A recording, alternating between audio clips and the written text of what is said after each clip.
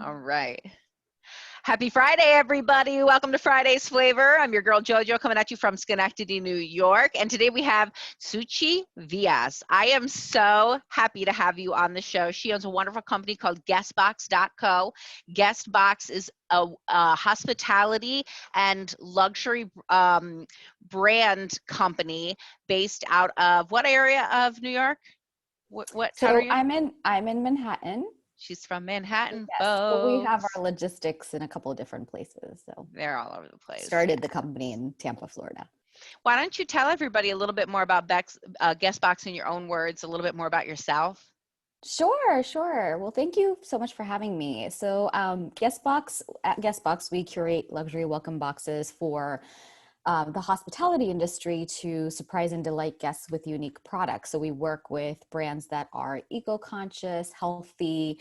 Many of them are female and minority-led businesses from around the country. Wow. We work with a few nonprofits as well. In fact, one of our nonprofit partners, Eco Soap Bank, that repurposes hotel soaps and otherwise, they during the pandemic have distributed 2.5 million bars of soap around the Wow. world. Yes, and so that's just like a glimpse of what you can expect in a guest box. And so it's been interesting. We're also working in the corporate sector now with people working from home. We're sending like care packages. We're also adding more of a diversity inclusion component for companies to, really bring together workshops and groups when they're everyone's remote, and giving them something that tangible that everybody can bond over, even digitally. Yeah. So that's us in a nutshell, post pandemic.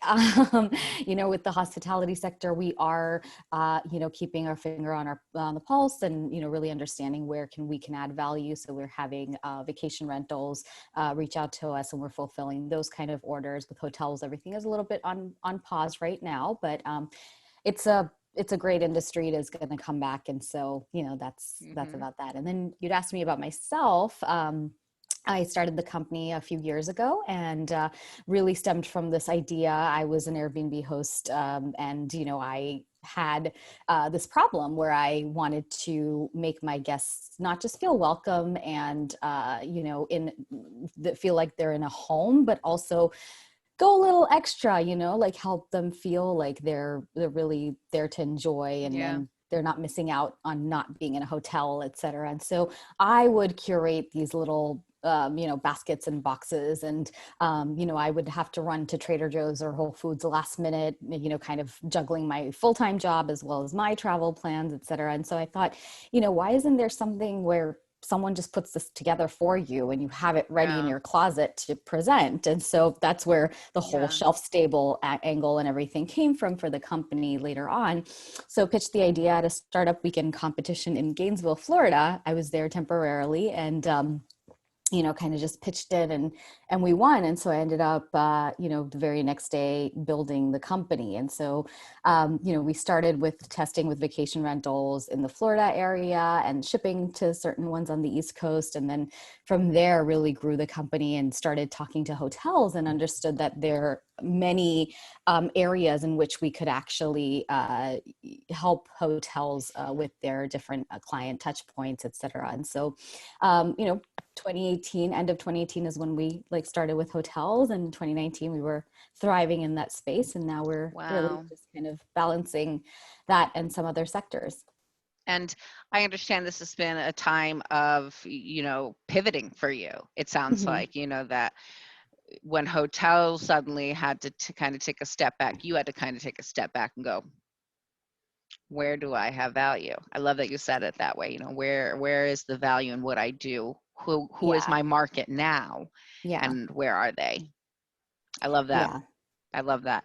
And are you from New York originally?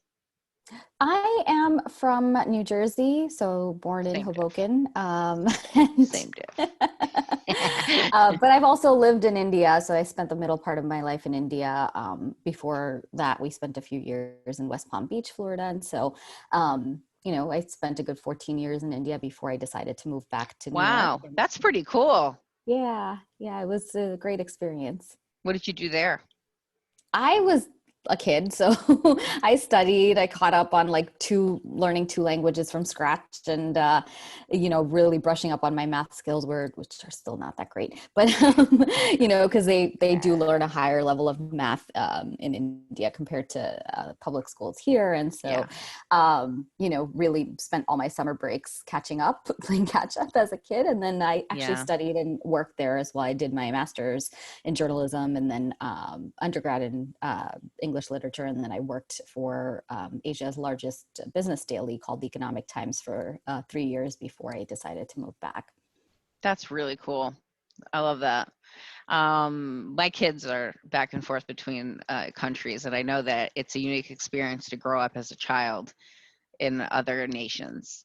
Yes. It's a different experience altogether. Um, Yes. that's very cool.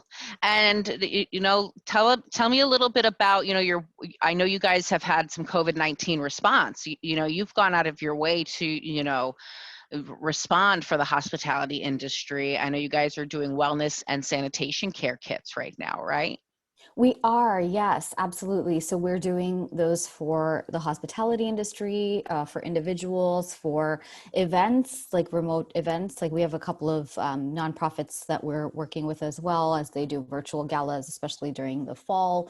We're also, working with corporations. I mean, that one is a little bit of a toss up as to when everybody's going back into work, and what's happening with that. But we work with companies that are doing interesting, like handmade masks, as well as individuals that Yeah, are stitching masks that are very high quality as well, in different sizes. So we're doing that. We work with a women-run business in Florida that's actually making our hand sanitizer. So they're like those pen kind of sprays, and so but filled with like high quality hand sanitizer with the moisturizing components. It's a company that that's great. also pivoted and is doing this now, and so that's interesting. And and then we're doing like the wipes and things like that as well, That's awesome. Very aside cool. from like our snacks and other items. We're going to be introducing like slightly like natural immunity boosting things as well, and so that's where Smart. it's going. I love it. I love the brand itself. What you put in those boxes says a lot about your culture and your brand. What can people look forward to seeing in one? Just sort of a Sure, couple of random sure. things that you like. What are your favorite baskets? Yeah, so our boxes are, curated with that intention in mind when we're, working with hotels. So some of Hmm. the hotels will use us for like VIP welcome. So that's usually a bigger box with, everything from high-end toiletries, skincare items, snacks, a good 15 items across each of those categories in total. And then we've done like smaller boxes that are more for corporates. And so that's, something that we're also doing for vacation rentals, where the stays are shorter term. So that size box with 10 items works really great.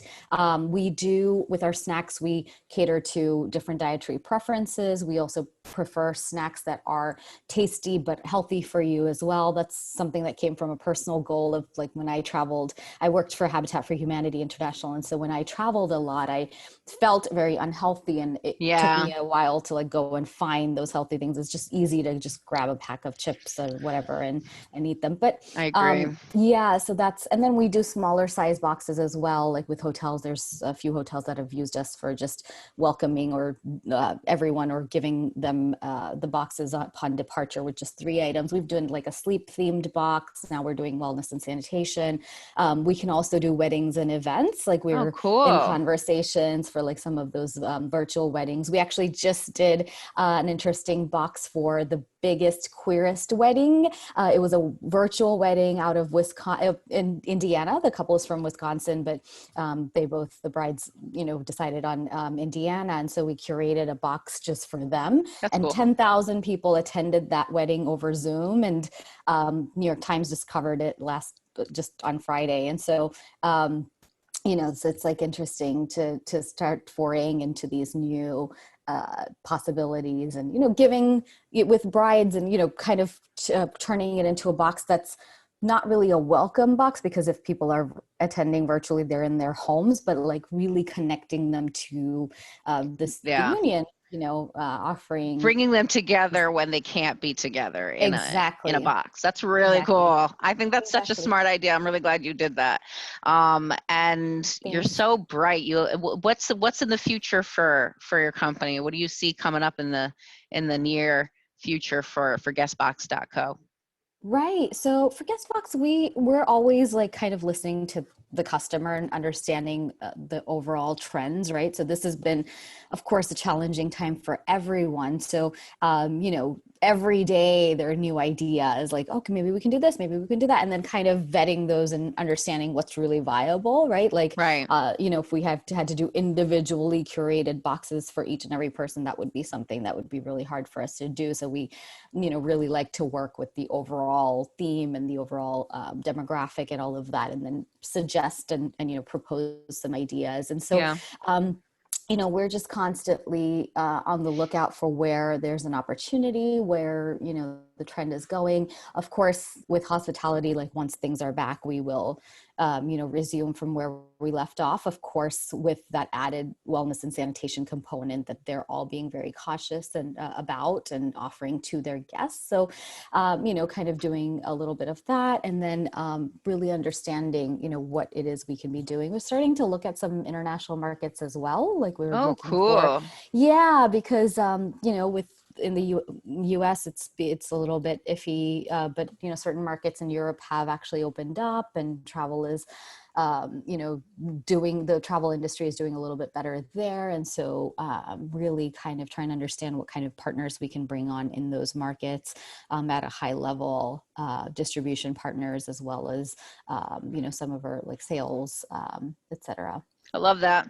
Very smart. Very, very smart. I think you guys have such a bright future. I'm so happy you are a New Yorker, and I love you.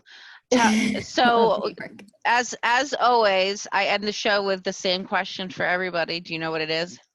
On the spot. What's the lesson that you'd like to share with people? I don't know. She I get turned it asked into that one. reading rainbow. She turned it into reading rainbow. No. What is your number one tip for a hopeful entrepreneur out there listening Yes, to the program? yes, that is actually what I meant. I think, pre-pandemic, I might have said something a little bit different, but right now, I think what I want to say is like, um, hedge your risks, right? I mean, jump in. Yes. Pre-pandemic, I would be like, jump all in. Like what, if you can, if you have the ability to do that What's financially, holding you back? Yeah.